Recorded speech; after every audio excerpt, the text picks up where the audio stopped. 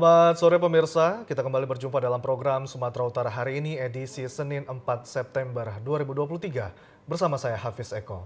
Dan saya Gina Febriona. Sejumlah informasi teraktual telah disiapkan oleh tim redaksi kami, berikut berita selengkapnya.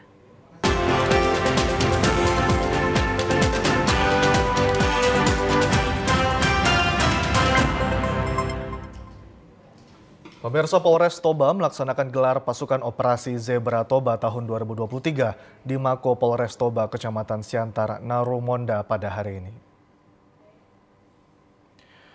Hal ini merupakan bentuk pengecekan terakhir kesiapan pelaksanaan operasi Zebra tahun 2023, baik pada aspek personil, sarana, dan prasarana termasuk keterlibatan unsur instansi terkait.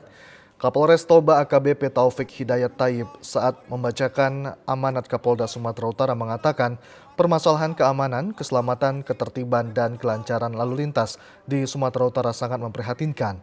Hal tersebut tidak terlepas dari rendahnya kesadaran terhadap peraturan berlalu lintas dan kepatuhan para pengguna jalan. Melalui gelar pasukan operasi Zebra Toba tahun 2023 ini, Polda Sumatera Utara dan jajaran siap menciptakan Kamsel Tipkar Lantas yang kondusif menuju pemilu damai tahun 2024 di wilayah Provinsi Sumatera Utara, khususnya di wilayah Toba. Taufik menjelaskan berdasarkan data yang ada sepanjang tahun 2023 telah terjadi 3.855 kasus pelanggaran lalu lintas yang mengakibatkan kerugian material maupun korban jiwa, antara lain meninggal dunia sebanyak 884 orang, luka berat 1.246 orang dengan kerugian material 11.332.220.000 rupiah. Operasi Zebra Toba tahun 2023 merupakan operasi Harkam Tipmas bidang lalu lintas yang mengedepankan kegiatan edukatif dan persuasif serta humanis didukung dengan penegakan hukum secara elektronik, baik statis maupun mobile. Selain itu, operasi Zebra tahun 2023 juga bertujuan untuk menjadikan langkah cipta kondisi menjelang pelaksanaan operasi Mantap Mantra tahun 2024, di mana dalam pelaksanaannya selain memberikan edukasi mengenai aturan lalu lintas yang baik, namun juga memberikan sosialisasi kepada masyarakat agar terciptanya pemilu damai tahun 2024. Seperti biasanya operasi Zebra 2023 ini dilaksanakan untuk meningkatkan kepatuhan kepada masyarakat dalam berlalu lintas ataupun Kamsel Tipkar Lantas. Kamsel Tipkar Lantas yang lancar untuk menuju kepatuhan pada terkait dengan pemilu 2024 supaya patuh masyarakatnya. Kita di sini dengan Dinas Perhubungan, TNI, dan juga stakeholder bersama-sama untuk turun ke lapangan supaya masyarakat Toba khususnya bisa mematuhi dengan outputnya nanti bukan hanya pada saat operasi Zebra saja, tapi selamanya masyarakat Toba bisa patuh berlalu lintas. Polres Labuhan Batu melaksanakan apel gelar pasukan operasi Zebra Toba 2023 berlangsung selama 14 hari dengan 8 prioritas pelanggaran yang akan ditindak. Apel gelar pasukan ini merupakan bentuk kesiapan pelaksanaan operasi Zebra yang akan berlangsung mulai 4 hingga 17 September 2023 dengan mengusung tema Kamsel Tipkar Lantas yang kondusif menuju pemilu damai 2024. Operasi Zebra tersebut merupakan operasi Harkam Tipmas bidang lalu lintas yang mengedepankan kegiatan edukatif dan persuasif serta humanis, didukung penegakan hukum secara elektronik dan tilang di tempat. Selain itu melaksanakan deteksi dini, lidik dan pemetaan terhadap lokasi rawan macet, pelanggaran dan kecelakaan lalu lintas, melaksanakan bimbingan dan penyuluhan melalui sosialisasi, edukasi guna membangun kesadaran masyarakat untuk tertib berlalu lintas serta counter opini terhadap berita hoax terkait operasi Zebra. Operasi Zebra ini akan melaksanakan penindakan tilang di tempat bagi pengendara yang menggunakan ponsel saat berkendara, pengemudi di bawah umur, berboncengan lebih dari 1 orang, tidak menggunakan helm dan safety belt, dalam pengaruh alkohol, melawan arus, melebihi batas kecepatan dan pengendara kendaraan bermotor dengan knalpot brong. Ini kami menghimbau kepada seluruh warga masyarakat, baik di Kabupaten Labuhan Batu maupun Kabupaten Labuhan Batu Utara, untuk mematuhi aturan-aturan berlalu lintas. Kita ciptakan situasi Kamtipmas yang kondusif sehingga dalam pelaksanaan pemilu yang akan dilaksanakan dalam waktu yang tidak lama lagi akan terlaksana dengan baik dan lancar tanpa ada suatu hambatan apapun.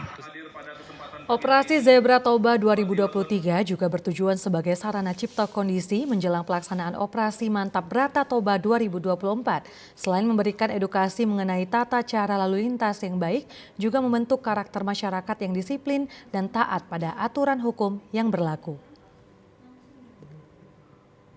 Satuan Reserse Narkoba Polrestabes Medan menggagalkan peredaran 133 kg ganja yang dilakukan oleh dua pria sindikat narkoba jaringan Aceh, Sumatera Utara. Inilah rekaman yang diambil petugas saat berupaya menangkap J dan AR, dua pria yang merupakan sindikat narkoba jaringan Aceh, Sumatera Utara. Aksi kejar-kejaran terjadi di kota Medan saat keduanya diketahui baru menerima paket kiriman narkoba dari Aceh. Saat mengetahui hendak ditangkap, kedua pelaku berupaya kabur. Bahkan saat mobil pelaku berhasil dihentikan di kawasan Babura, Medan, keduanya berupaya melarikan diri dengan memanjat rumah warga. Namun pelarian keduanya berakhir usai petugas mengepung dan meletuskan tembakan peringatan ke udara untuk menghentikan keduanya. Wakasat Narkoba Polrestabes Medan Kompol Adrian Rizky Lubis menyebut saat ditangkap petugas menemukan 15 kg ganja yang disimpan di dalam mobil. Namun ketika petugas melakukan pengembangan dengan menggeledah rumah pelaku di kawasan Medan Tuntungan, petugas kembali menemukan 118 kg ganja yang disimpan pelaku di bawah kasur. Dari hasil pemeriksaan awal, kedua pelaku mengaku sudah 2 kali membawa ganja dari Aceh menuju Medan dengan imbalan uang puluhan juta rupiah. Informasi yang mana peredaran narkotika ini sebelumnya sudah kita pantau ya, ada di wilayah Kota Medan. Pertama kali kita tangkap di Jalan Babura. Jalan Babura, situ kita hunting, kita hentikan satu unit mobil Sigra. Di dalam satu unit mobil Sigra itu terdapat 2 orang. Dan kita berhasil mengamankan 15 kg ganja di dalam mobil tersebut.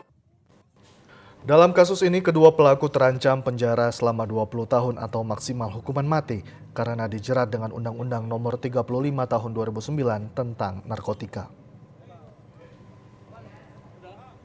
Pemirsa, petugas unit Reskrim Polsek Percosetuan membekuk 2 orang tersangka sindikat perampokan dengan modus aplikasi kencan. Para pelaku berhasil meraup keuntungan jutaan rupiah dari para korbannya. Personil Polsek Percosetuan mengamankan 2 orang pelaku perampokan dengan modus aplikasi kencan, yakni Muhammad Rizky Anggi dan Zeni Mutalik. Keduanya kerap menyasar para korban yang menggunakan aplikasi kencan untuk kemudian memerasnya dan melakukan kekerasan.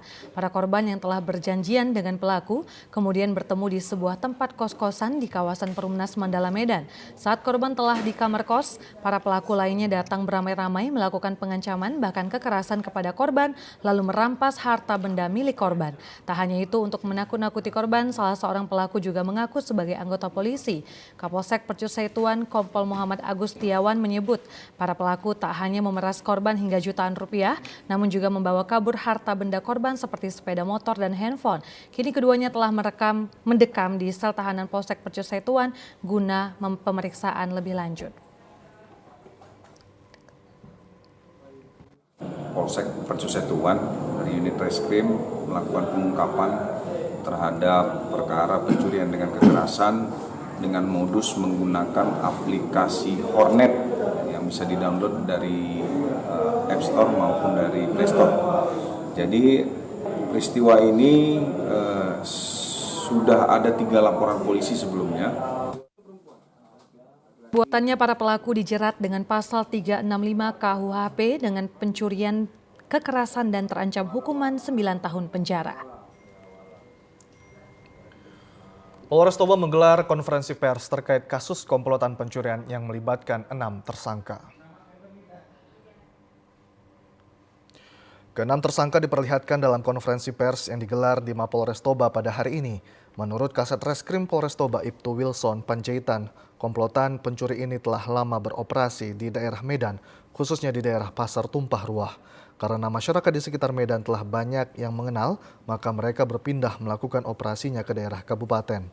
Awalnya ke-6 tersangka menjalankan operasinya di daerah Pasar Tumpah Ruah, Balige, Kabupaten Toba pada hari Jumat dengan melakukan pencurian dari kedua orang warga dengan modus berbelanja. Ke-6 komplotan ini masing-masing mempunyai peran dalam melakukan aksinya seperti mengamati korban, mengambil barang korban, dan memasukkan hasil curiannya ke dalam keranjang belanja dengan menggunakan mobil Avanza. Wilson juga menjelaskan bahwa komplotan ini baru pertama kali melakukan operasinya di Kabupaten Toba dan sebelumnya beroperasi di pasar-pasar tumpah ruah di Kota Medan. Modusnya istilahnya modus ya pura-pura belanja. Orang itu ada alat ini alat mereka keranjang. Nah, jadi seakan orang itu belanja pergi ke pajak, jadi masing-masing punya peranan. Ada satu peranannya eksekutor, istilahnya bicara sama tukang jualan. Nah, satu lagi ada mantau melihat di mana ada dompet ada apa. Nah, sehingga kalau ada dapat barang curian dimasukkan kemari Pak, ke keranjang. Ditutup nanti pakai sayur-sayuran. Nah, ini mereka sudah di Kota Medan sudah ada berapa titik, sehingga di sana mereka katanya sudah nggak bisa lagi operasi, udah banyak yang kenal. Sehingga orang itu turun ke Kabupaten Toba. Akibat perbuatannya, ke-6 tersangka dijerat pasal 363 ayat 1 dengan hukuman 7 tahun penjara. Ke-6 tersangka diarak dari ruang tahanan dan dikembalikan setelah konferensi pers berakhir. Ya, pemirsa, ratusan mahasiswa dan masyarakat yang mengatasnamakan masyarakat religius Kabupaten Langkat pagi tadi melakukan aksi demo ke kantor Pengadilan Negeri Stabat menuntut agar Pengadilan Negeri Kabupaten Langkat bertindak adil dan transparan terhadap kasus yang sedang ditangani. Masa membawa puluhan spanduk yang bertuliskan agar Pengadilan Negeri Stabat transparan dan jangan mau diintervensi dengan pihak manapun. Aksi ratusan masyarakat ini dipicu oleh dua kubu kasus pembunuhan Paino yang merupakan salah seorang mantan anggota DPRD Kabupaten Langkat yang kini masih dalam proses tuntutan di Pengadilan Negeri Stabat. Masa menilai pihak Pengadilan Negeri Stabat telah diintervensi oleh keluarga korban sehingga menjatuhkan hukuman seberat-beratnya pada terdakwa pembunuhan Paino. Aksi demo mahasiswa dan masyarakat ini dijaga ketat aparat kepolisian Polres Langkat dan para pendemo tidak diizinkan untuk masuk ke dalam halaman kantor Pengadilan Negeri Stabat karena takut memicu terjadinya anarkis antara kedua kubu Paino dan Tosa. Kedua kubu massa pendemo sudah berada di lokasi yang sama dan masing-masing perwakilan sudah bertemu dengan pihak Pengadilan Negeri Stabat untuk diberikan penjelasan sembari menyampaikan keluhan masing-masing pendemo. Koordinator aksi Yudi Willia mengatakan Pengadilan Negeri Stabat harus menegakkan hukum dengan profesional dan transparan. Hadir di Pengadilan Stabat yang ingin memberikan support penuh kepada jaksa maupun kepala pengadilan ataupun pihak kepolisian. Jangan pernah takut untuk diintervensi. Kami tetap berada di belakang mereka. Karena apa? Berikanlah putusan yang terbaik. Ketika putusan itu sudah terbaik, kami ikhlas. Tapi jangan ada kelompok-kelompok atau perseorangan yang ingin mengobok-ngobok, yang ingin mengadu domba masyarakat hari ini. Sementara itu masyarakat Ade Rinaldi Tanjung mengatakan tidak ada satu kelompok manapun yang bisa mengintervensi pengadilan dan masyarakat harus menghormati putusan pengadilan serta perundang-undangan yang berlaku di negara Indonesia. Tidak ada satu orang pun, satu kelompok pun, ataupun masyarakat manapun yang dapat mengintervensi sebuah pengadilan. Karena kita sangat menghargai lembaga ini, kita akan menghormati apapun putusannya. Jadi jangan pula nanti disangka karena udah bawa orang ribuan massa, bawa orang ratusan massa, bisa mengubah suatu putusan. Wah gawat lah kita. Kedepannya bukan apa, setiap ada persidangan, malah kumpul ribu-ribuan massa, ya bagus nggak usah punya pengadilan kita. Bagus kita selesaikan di jalan, kan gitu. Hari ini karena kita punya aturan, makanya kita selesaikan pengadilan. Semua itu harus sesuai dengan peraturan perundang-undangan yang ada. Ya, pemirsa, sejumlah informasi menarik lainnya akan kami hadirkan sesaat lagi. Tetaplah bersama kami akan segera kembali.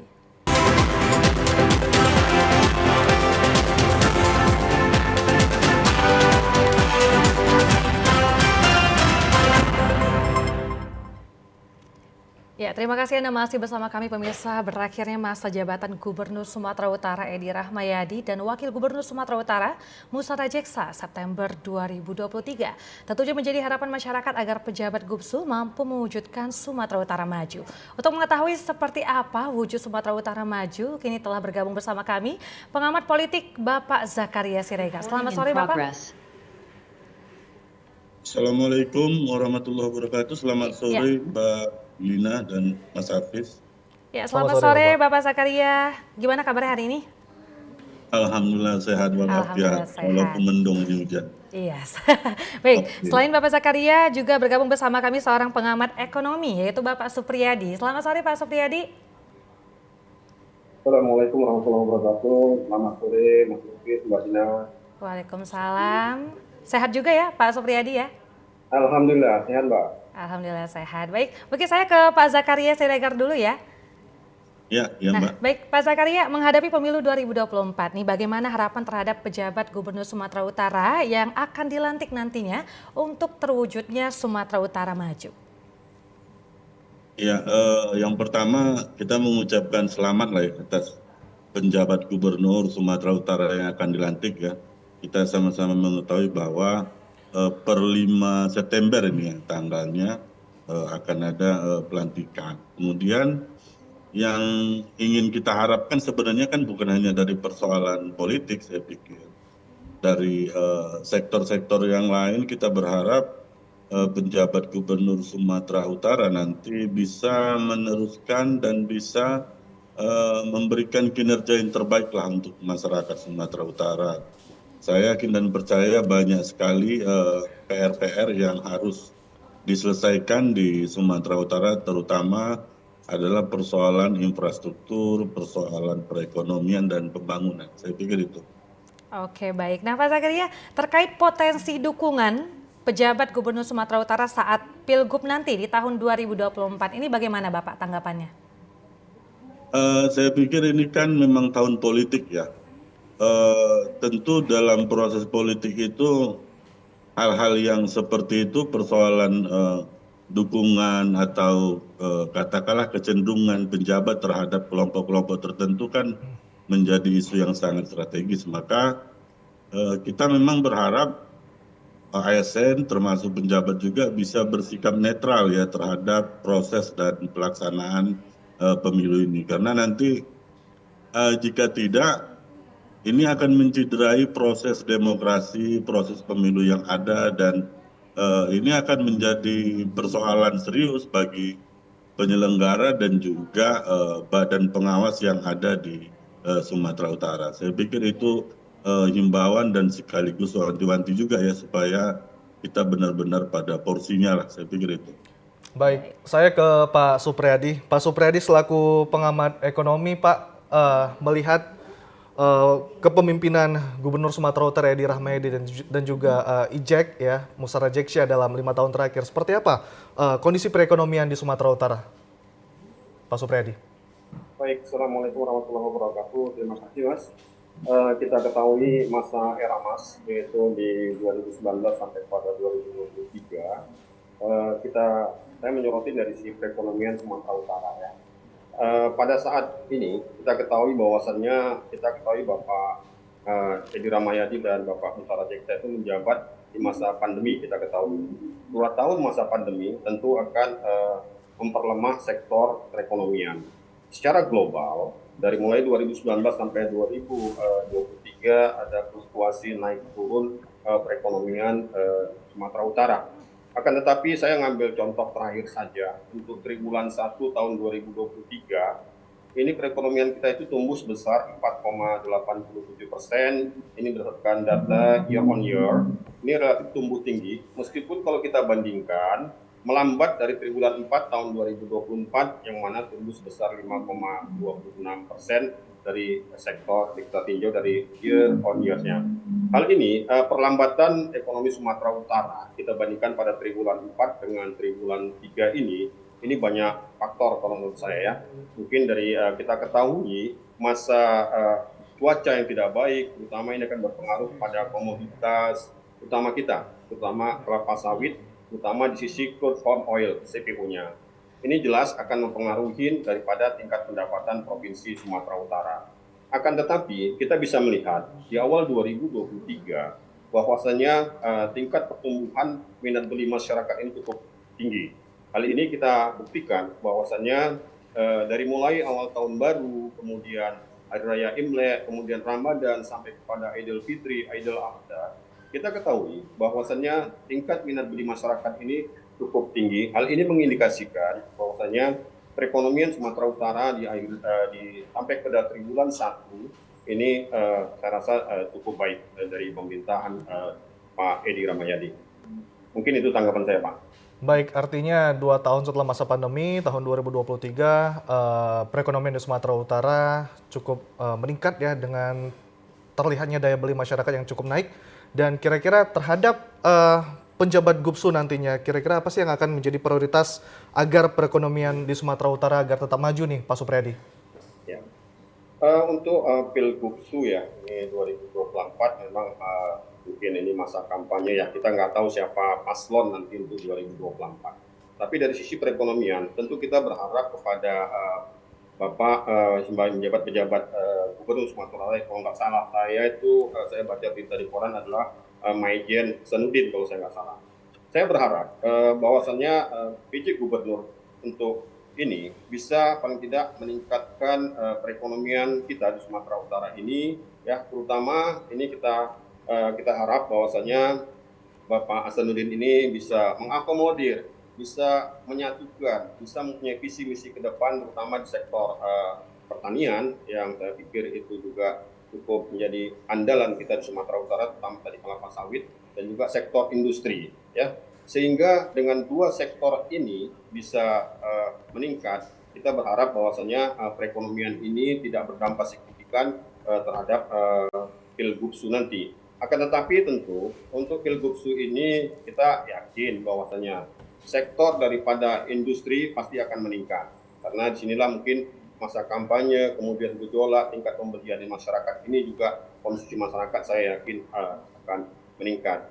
Meningkatnya daya beli ini, tapi jika ini ya diiringi dengan menurunnya tingkat pendapatan masyarakat juga akan merupakan dampak yang cukup berbahaya di masyarakat. Oleh karena itu minat beli ini paling tidak ditopang oleh tingkat pendapatan masyarakat ini juga paling tidak meningkat secara signifikan, sehingga perputaran perekonomian khususnya di Sumatera Utara ini dengan adanya Pilgubsu nanti 2024, kami berharap sebagai masyarakat ya PJ Gubernur nanti bisa memanage dengan baik bagaimana perekonomian Sumatera Utara nanti di Pilgubsu 2024 ini, sehingga tidak bilang berdampak untuk merugikan masyarakat, terutama masyarakat menengah ke bawah yang kita bilang untuk tingkat pendapatannya sekarang ini juga ya kita bilang daya beli itu tinggi, tapi kalau diiringi kembali tingkat pendapatan masyarakat itu rendah, pasti ini akan berdampak buruk kepada masyarakat untuk Pilgubsu nanti. Kami berharap kiranya nanti PJ Gubernur bisa kembali untuk memanage ini dengan baik. Begitu mungkin, Mas. Ya, itu harapan kita bersama ya Bapak, agar kedepannya juga bisa perekonomian kita juga semakin baik ya. Namun saya mau ke Bapak Zakaria Siregar kembali ya. Bapak, begini, netralitas dan independen pejabat Gubsu harus dijunjung tinggi. Nah, bagaimana tanggapannya Bapak? Pertama kan harus kita pahami bahwa netralitas itu kan tidak memihak dan tidak memiliki kecenderungan untuk memihak kepada kepentingan tertentu atau kelompok tertentu. Jadi ya memang undang-undang ASN sudah menyampaikan bahwa ASN tidak boleh memihak. ASN harus netral. Maka tidak ada kata lain bahwa kalau ASN-nya tidak netral, sudah bisa dipastikan nanti prosesnya akan menyalahi aturan, dan penyelenggara kan juga punya rambu-rambu ya. Penyelenggara ada di situ, Badan Pengawas Pemilu tentu akan melihat. Makanya saya berharap tadi bahwa penjabat gubernur harus bisa memastikan untuk supaya ASN ini bersifat netral. Paling tidak memberikan contoh, memberikan teguran lah yang tegas kepada seluruh ASN untuk benar-benar tidak memiliki kecenderungan terhadap kepentingan apapun. Saya pikir itu yang paling penting. Ya, harus kita suarakan mulai dari sekarang ya Bapak, di tahun 2023 ini sampai dengan 2024 ya, untuk bersikap netral ya untuk para ASN dan juga yang lainnya. Dan juga Bapak Zakaria, begini, beredar kabar pejabat Gubsu sosok mantan Pangdam 1 Bukit Barisan Hasanuddin. Nah, bagaimana tanggapannya Bapak? Saya memang men-searching bahwa salah satu rekam jejak pejabat gubernur ini kan pernah menjadi Pangdam 1 Iskandar Muda dan juga Pangdam 1 Bukit Barisan. Saya pikir itu tidak ada persoalan dengan itu. Artinya pemerintah pusat, presiden tentu memiliki memiliki pertimbangan yang betul-betul solid kenapa harus menentukan seseorang menjadi pejabat gubernur. Saya pikir tidak ada masalah. Dan saya pikir juga tentu ada pesan-pesan juga yang tersirat. Yang saya maksud adalah salah satu persoalan di Medan atau di Sumatera Utara ini kan persoalan keamanan hari ini. Saya pikir ini juga semacam sinyal supaya ya Medan lebih kondusif lah, supaya jam 9 orang masih berani juga keluar kan. Hari ini orang khawatir, di atas jam 8 juga orang khawatir dengan tindakan premanisme dan aksi-aksi lain di jalan. Saya pikir itu, Mbak. Baik, saya ke Pak Supriyadi lagi. Pak Supriyadi tadi Pak Supriyadi mengatakan bahwasannya penjabat Gubernur Sumatera Utara yang akan datang nantinya harus mengedepankan ataupun juga menekankan bisa mengakomodir perekonomian di sektor pertanian dan industri. Sementara di sektor UMKM dan ekspor impor yang setelah pandemi kemarin cukup meningkat, seperti apa nih Pak ke depannya? Baik, untuk kinerja UMKM ini memang mengalami peningkatan dan juga ekspor melakukan kegiatan. Akan tetapi Mas, ini tentu kita pembiayaan UMKM ini tidak terkait juga terlepas dari pembiayaan rumah tangga. Ya, kita lihat bahwasanya perlambatan set kita data terakhir saja pada triwulan 1 2023 ya. Ini mengalami penurunan. Pada triwulan 1 2023 ini juga mengalami penurunan sebesar 6,89 year-on-year. Ini dibandingkan pada triwulan sebelumnya ini juga mengalami penurunan ya. Jadi kita bilang tetap mengalami peningkatan, tapi di sini sisi UMKM ini mengalami penurunan terutama mungkin dari sisi modal ya. Mungkin kita berharap pada PJ Gubernur ke depannya ini supaya sektor UMKM ini dikedepankan dengan kira-kira mungkin menambah menggampangkan atau mempermudah ya pinjaman-pinjaman di UMKM tentu dengan prosedur-prosedur yang jelas. Saya pernah mendengar pidato Pak Kutsu, Pak Edi Rahmayadi, bahwasanya beliau mempunyai kebijakan telah menurunkan suku bunga untuk UMKM sebesar 3%. Hal ini cukup bagus kalau pendapat kami. Hal ini jika diaplikasikan secara benar, tentu modal dari UMKM ini akan bisa menopang kita bilang sektor pertumbuhan UMKM itu ke depannya. Hal ini dengan baiknya sisi UMKM di Sumatera Utara, tentu kita bisa memilih produk-produk dari UMKM yang menjadi andalan Sumatera Utara yang bisa kita ekspor. Dengan ini baiknya produk-produk ini kita andalkan Sumatera Utara yang bisa kita ekspor, paling tidak nilai ekspor kita ini juga akan meningkat dan paling tidak akan menambah daripada perekonomian Sumatera Utara. Mungkin itu Mas dari sisi UMKM, paling tidak ya kali 10 garis bawahin, mungkin PJ Gubernur tadi bisa mengkolaborasi dengan bank-bank yang ada di Sumatera Utara itu untuk membantu UMKM dari sisi keuangan hingga menopang paling tidak perekonomian yang ada di Sumatera Utara ini. Mungkin itu Mas. Oke, artinya suku bunga diturunkan itu sudah sangat membantu dari para pelaku UMKM ya Pak. Tapi Pak Supriyadi, singkat kira-kira seperti apa harapan dan juga himbauan kepada penjabat Gubsu di masa yang akan datang terhadap perekonomian di Sumatera Utara agar terlaksana dengan baik dan maju nih Pak Supriyadi?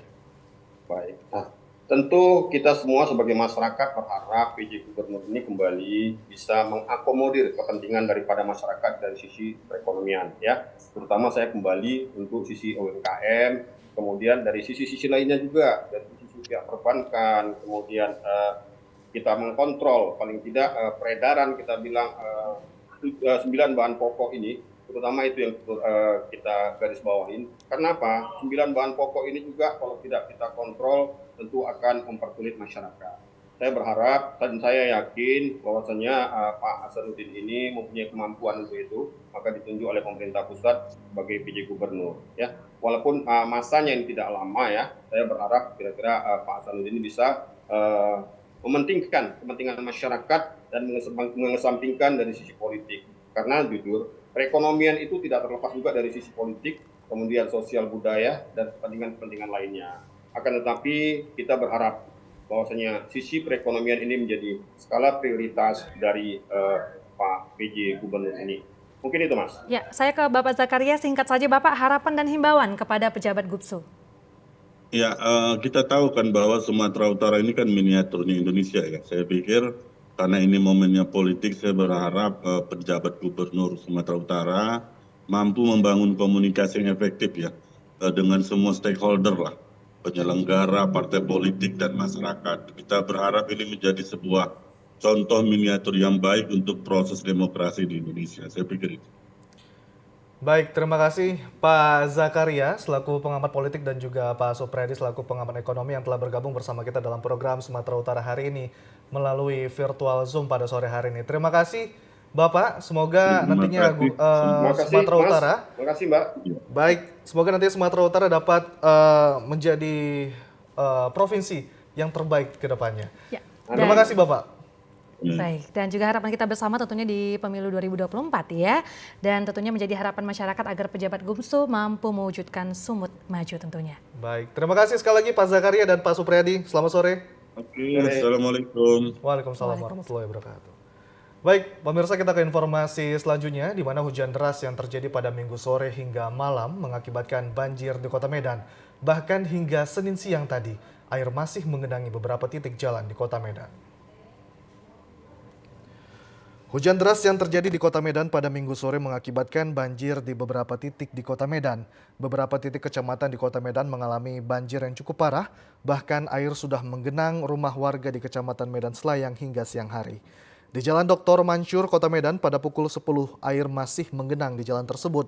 Akibatnya kemacetan panjang tak terelakkan lagi karena banyaknya kendaraan sepeda motor yang mogok. Lurah Padang Bulan, Selayang 1 Rangga mengatakan untuk di Jalan Dr. Mansur air mulai naik sekitar pukul 10 malam. Rangga menyebut saat ini pihaknya sudah bekerja sama dengan Dinas Pengerjaan Umum untuk memasang median jalan agar mencegah air dari sungai naik jalan raya. Banjir dari malam, sekitar jam 9.10 itu banjir dan sempat surut. Kemudian naik kembali di sekitar jam 11, jam 12 sampai dengan tadi pagi. Untuk di sini itu ketinggian sekitar 30 sampai dengan 40 cm. Dan ini sudah mulai berangsur surut ya Pak? Sudah mulai surut. Dari pihak pemerintah sendiri Pak, ada Pak sedikit ini? Sudah kolaborasi dengan pihak Dinas SDA BMBK dengan menggunakan media jalan tengah untuk mengalirkan air dari bawah. Pemirsa, ruas jalan Provinsi Sumatera Utara di wilayah Gunung Sitoli dan Kepulauan Nias rusak berat. Warga berharap kepada pemerintah agar segera memperbaiki jalan tersebut.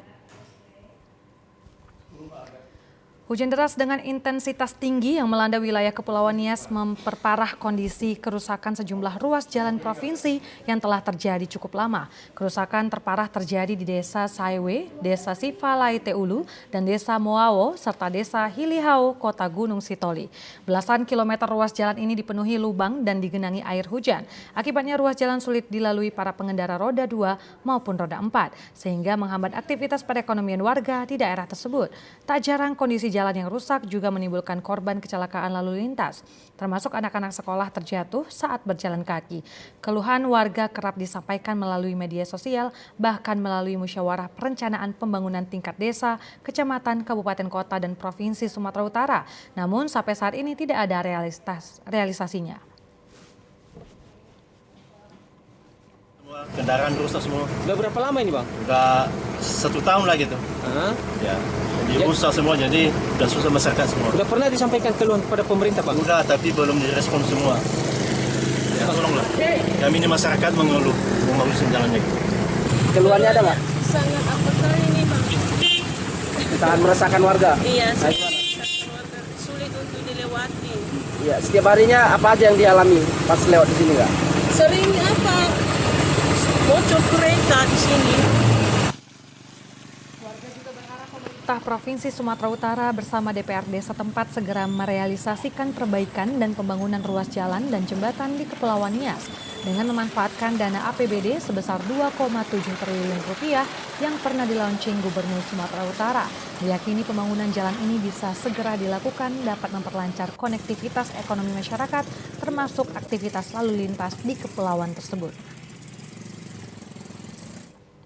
Palang Merah Indonesia PMI Kota Medan memastikan persediaan darah di PMI Medan mencukupi termasuk semua jenis darah yang dibutuhkan.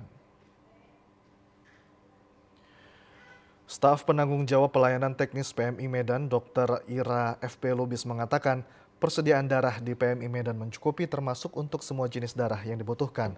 Dalam satu hari jumlah pendonor mencapai 300 orang dan PMI Medan juga menerima 200 hingga 300 kantong darah per hari yang berkapasitas 350 cc dari rumah sakit yang berada di Kota Medan.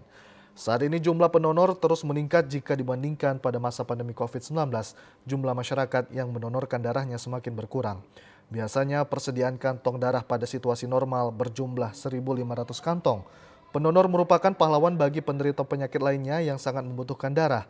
Pihaknya minta keikhlasan untuk mendonorkan darahnya bagi masyarakat yang membutuhkan. Satu hari kurang lebih 100 sampai 200 kantong darah per hari. Itu untuk Medan aja sih, tapi kalau jumlah pendonor di sini per bulan kurang lebih 5.000 sampai 6.000 per bulan. Tapi kalau per harinya kita pengeluaran atau permintaan darah itu baik distribusi ataupun pengambilan dalam gedung kurang lebih 100 sampai 200 kantong. Sampai saat ini alhamdulillah mencukupi sampai saat ini. Cuman biasanya kita itu yang agak bermasalah memang kayak di bulan puasa yang kayak gitu. Tapi selebihnya kita aman sih. Sementara itu, salah seorang pendonor darah, Cici, mengatakan dirinya sudah berapa kali mendonorkan darahnya dan merasa lebih sehat. Ia juga menghimbau masyarakat tidak takut mendonorkan darahnya untuk kemanusiaan. Saya kalau dihitung donor darah udah nggak terhitung lagi karena saya rutin 3 bulan sekali. Kalau setelah diambil donor darahnya perasaan badan tuh seger. Makanya kalau nggak ada apanya di luar, saya kemari ke kantor langsung ke PMI ini. Untuk masyarakat Kota Medan ini nggak perlu takut karena khasiatnya yang kita iniin, kita merasakan manfaatnya, badan kita seger. Gitu. Informasi berikutnya pemirsa, turnamen bulu tangkis bertajuk Indonesia Master 2023 BWF Super 100 kembali digelar di Sumatera Utara dengan peserta atlet yang memiliki peringkat di Badminton World Federation dari 18 negara. Ketua Panitia Pelaksana Arman Darmaji menyampaikan turnamen bulu tangkis Indonesia Master 2023 akan dilangsungkan di Gedung Olahraga PBSI Pancing Deli Serdang, Sumatera Utara mulai 5 hingga 10 September 2023.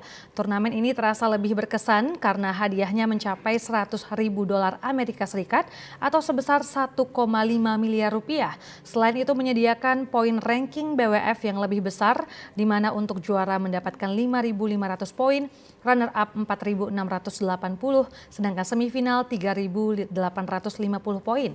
Pada turnamen Indonesia Master ini juga diikuti atlet bulu tangkis dunia seperti Nozomi Okuhara asal Jepang yang saat ini menduduki ranking 28 BWF dan pernah menjadi juara dunia 2017 Glasgow dan juara All England 2016 dan 2021. Jumlah atlet yang akan mengikuti pertandingan 292 orang yang berasal dari 18 negara. Arman Darmaji mengatakan tuan rumah Indonesia akan menurunkan kekuatan terbaiknya sebanyak 57 atlet pelatnas Cipayung, bahkan yang meraih juara pada Ekspora Indonesia International Challenge 2023 seperti Alwi Farhan Tunggal Putra dan Esther Nurumi Triwardoyo, juara tunggal putri, serta ganda putri yang menjuarai Ekspora Indonesia International Challenge.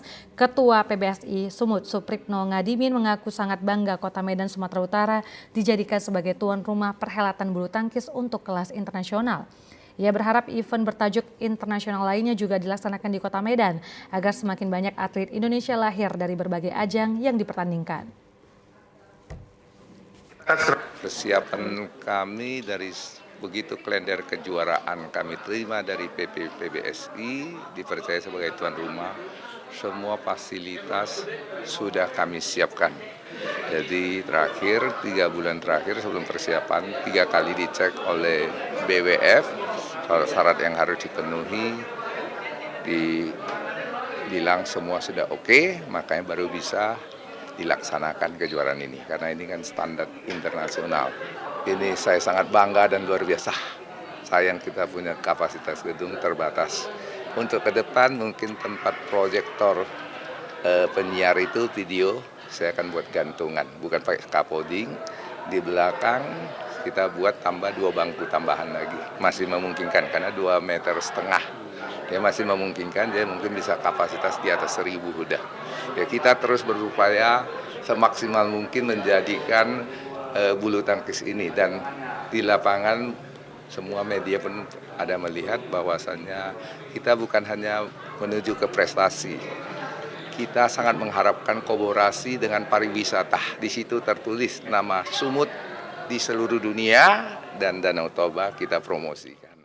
Bagi para penggemar bulu tangkis yang ingin menyaksikan pertandingan secara langsung dapat membeli tiket untuk tanggal 5 sampai 7 September seharga Rp30.000, tanggal 8 September harga tiket Rp40.000, untuk tanggal 9 September Rp50.000, sedangkan pada final 10 September harga tiket Rp60.000. Kehadiran para supporter dan pecinta bulu tangkis menjadi tambahan semangat bagi atlet Indonesia. Ya, pemirsa, sebelum lapangan Merdeka Medan direvitalisasi, banyak aktivitas perekonomian yang terjadi di lokasi tersebut, salah satunya penjualan buku bekas titik gantung. Kini para pedagang direlokasi ke Jalan HM Yamin agar tetap dapat menjalankan usaha mereka. Pemerintah Kota Medan telah memulai pengerjaan revitalisasi lapangan Merdeka sejak tahun lalu agar ikon bersejarah Kota Medan tersebut jauh lebih baik lagi dari sebelumnya. Dampak dari revitalisasi yang dilakukan pemerintah menyebabkan para pedagang buku bekas yang berjualan di lapangan Merdeka Medan harus direlokasi ke pinggir rel kereta api di Jalan HM Yamin. Lokasi baru penjualan buku bekas ini bersifat permanen, sehingga para pedagang tidak perlu direlokasi lagi apabila pengerjaan revitalisasi lapangan Merdeka Medan selesai. Namun sampai hari ini para pedagang masih belum mendapatkan informasi yang jelas dari pemerintah. Salah seorang pedagang buku bekas, Donald, mengatakan penjualan buku bekas saat ini sudah jauh menurun, salah satunya dipengaruhi dari masifnya penjualan buku secara online. Untuk mensiasati penjualan buku tetap stabil, saat ini para pedagang juga sudah mulai menjual buku bekas melalui marketplace. Donald berharap agar pemerintah memberikan kejelasan kepada para pedagang terkait lapak dagangan dan memberdayakan para pedagang agar tetap dapat berjualan memenuhi kebutuhan hidup mereka. Itu kan tergantung dari kemauan pemerintahnya, Bang. Gitu. Jadi kalau pemerintah nggak punya kemauan juga nggak akan representatif gitu. Bagaimana mau representatif kalau pemerintahnya juga nggak jelas di sini? Artinya nggak jelas ya kita nggak tahu nih mau berapa lama di sini gitu. Ya kalau emang nggak jelas kalian aja buat nggak jelas. Kalau memang pemerintah nggak ada niat untuk memberdayakan pedagang buku ini, ya udah masing-masing pedagang kasih aja, Bang, ganti rugi uang biar berusaha masing-masing. Itu aja prinsipnya. Daripada begini kita juga nggak tahu. Kalau penjualan sebenarnya emang udah jauh menurun, Bang. Dari dulu udah jauh menurun nih penjualan, Bang. Ya juga mungkin karena pengaruh online, itu pengaruh. Yang kedua juga pengaruh tempat, kan orang nggak tahu juga yang baru-baru ini kan gitu, baru setahun. Itu juga jelas mempengaruhi. Pemirsa, Jemaat Gereja Protestan Persekutuan Resort Khusus Jalan Pelajar Medan kemarin melaksanakan pesta puncak perhehewan sekolah minggu berlangsung dengan hikmat dan penuh kekeluargaan.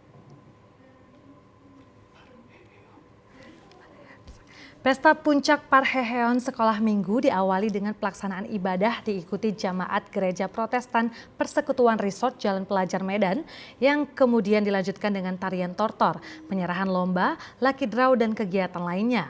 Kebaktian ibadah Pesta Parheheon Sekolah Minggu mengambil tema sungguh alangkah baiknya dan indahnya apabila saudara-saudara diam bersama dengan rukun disertai subtema anak sekolah Minggu GPP Jemaat Khusus Pelajar yang hidup rukun dengan teman, saudara, orang tua, dan sesama ciptaan Tuhan akan mendatangkan berkat kehidupan, disampaikan oleh khotbah Pendeta J. Baringbing.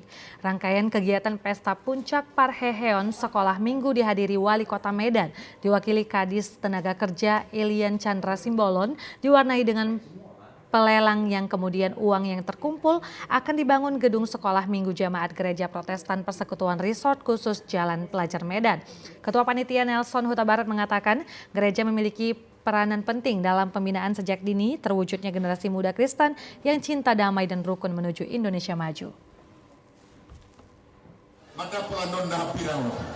Jadi kita harapkan dari kegiatan ini akan menumbuhkan iman, menambah kepedulian anak-anak sekolah minggu, membuat anak-anak sekolah minggu semakin hidup rukun dengan sesama orang tua, di keluarga maupun di lingkungannya masing-masing. Persekutuan Gereja-Gereja di Indonesia di Kota Medan, Pendeta Erwin Tambunan mengatakan anak-anak sekolah minggu menjadi generasi yang berguna untuk bangsa dan negara. Teruskan harapan kita bersama, anak-anak sekolah minggu ini suatu saat boleh menjadi orang yang berguna gunakan Tuhan berguna bagi nusa dan bangsa ini. Sekolah Minggu Gereja Protestan Persekutuan diharapkan mampu melahirkan generasi muda cinta kedamaian, menjunjung nilai kerukunan maksud kami terwujudnya bangsa maju dan sejahtera. Pemirsa, berikut informasi perakiraan cuaca di sejumlah daerah di Sumatera Utara dari Badan Meteorologi, Klimatologi, dan Geofisika. Wilayah Satu Medan berlaku pada hari Selasa 5 September 2023. Halo Sobat BMKG, senang sekali saya Lestari Irene Purba menyapa Sobat BMKG dimanapun berada untuk menyampaikan informasi perakiraan cuaca untuk wilayah Sumatera Utara untuk hari Selasa 5 September 2023. Pagi hari cuaca diperkirakan hujan ringan di wilayah Kepulauan Nias, Langkat, dan sekitarnya. Untuk siang hingga sore hari berpotensi hujan ringan hingga lebat di sebagian besar wilayah Sumatera Utara. Dengan potensi hujan lebat terjadi di wilayah Fakwak Barat, Tapanuli Tengah, Tapanuli Utara, Labuhan Batu Utara, Labuhan Batu Selatan, Samosir, Simalungun, Toba, dan sekitarnya. Untuk malam hari berpotensi hujan ringan hingga lebat di sebagian besar wilayah Sumatera Utara dengan potensi hujan lebat terjadi di wilayah Asahan, Tanjung Balai, Labuhan Batu Selatan, Padang Lawas Utara, Batu Bara, Serdang Bedagai, Deli Serdang, Langkat, dan sekitarnya. Untuk dini hari cuaca diperkirakan berawan. Suhu udara di Sumatera Utara diperkirakan 17 hingga 31 derajat Celcius dengan kelembapan udara berkisar 75 hingga 95%. Arah angin bertiup dari arah tenggara hingga barat daya dengan kecepatan angin 10 hingga 30 km per jam. Titik panas di Sumatera Utara yang terpantau untuk tanggal 3 September 2023 tidak terpantau. Dihimbau kepada masyarakat yang berada di wilayah Kepulauan Nias, Pegunungan, Pantai Barat, lereng barat, hingga lereng timur Sumatera Utara untuk waspada terjadinya hujan sedang hingga lebat yang terjadi pada siang hingga pada malam hari yang berpotensi terjadinya bencana hidrometeorologi seperti banjir dan longsor.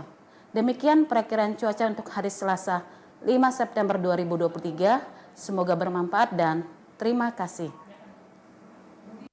Informasi tadi sekaligus menutup perjumpaan kita pada sore hari ini. Saya Hafiz Eko. Dan saya Gina Febriana mengucapkan terima kasih atas perhatian Anda. Selamat sore dan sampai jumpa.